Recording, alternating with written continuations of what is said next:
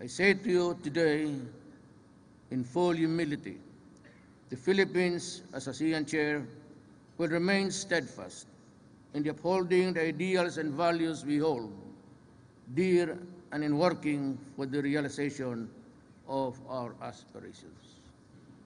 The Philippines will be firm in its advocacy to promote cooperation between and among Asian neighbors and engage our dialogue partners to be more dynamic and vibrant stakeholders in the continued development of our region.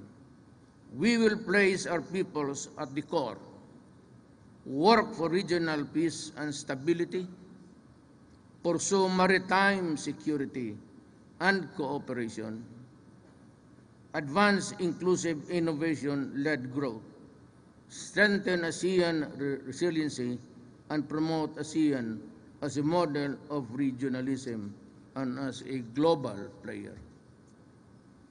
In this journey, I call on all Filipinos to take an active and constructive part during the Philippines chairmanship of ASEAN.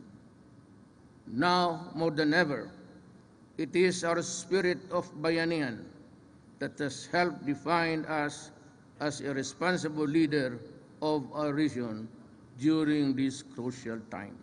I also call to ASEAN dialogue partners to renew their dedication to the valued purposes and principles stated in the Treaty of Amity and Cooperation, including non-interference in promoting regional peace and stability through abiding respect for the rule of law.